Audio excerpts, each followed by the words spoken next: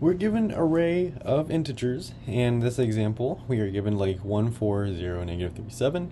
These values of elements could vary, so we want to be able to change them out if we have to.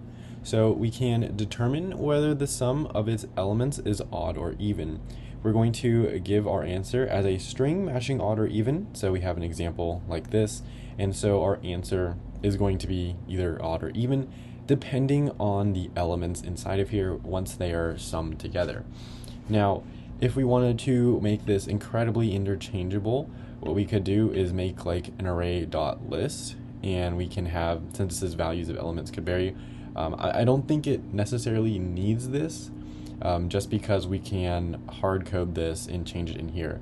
But if we wanted to go about this being able to just add things in here, we could use like a linked list and set it to our array, or we can use like an array list since that's already built in, anything like that. But here we're just hard coding that.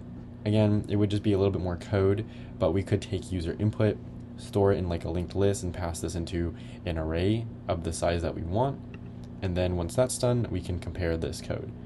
So let's just say that this is all we need. After this, we are going to make a counter, so sum is equal to 0. And then we have a for loop in here. We're gonna, of course, run it the entire length of our array, so we get every single value. We start a at 0, so we run a as long as it's less than array.length. And then we have our a++. And then inside of here, we're gonna do sum is equal to sum plus our array a, and that's what the plus equals is. And our array a is going to increment through all these different indexes, starting at 0 and going to the array.length. Of course, -1 though, because we don't have another value, because that would be null, since length starts at 1 and indexes start at 0 typically.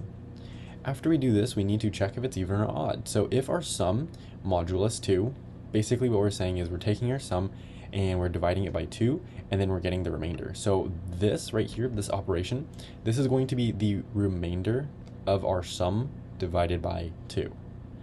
And this should equal 0 if it's even. Now, if it's odd, then it's not going to equal 0.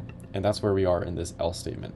So we have a system.out.println where it is odd. And that's going to be it for this code. If we wanted to, we can do like a conditional if statement. That would probably be better, a little bit cleaner and a little bit nicer here.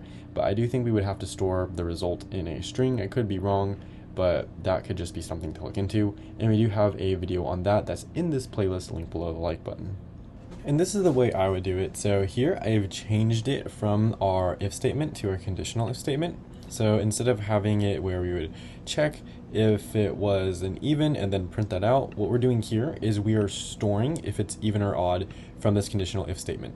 So basically, if you haven't seen a conditional if statement before, we have our check inside of here. So this is like the if condition. It's the same exact thing. We're doing sum modulus 2, so this is going to store a remainder.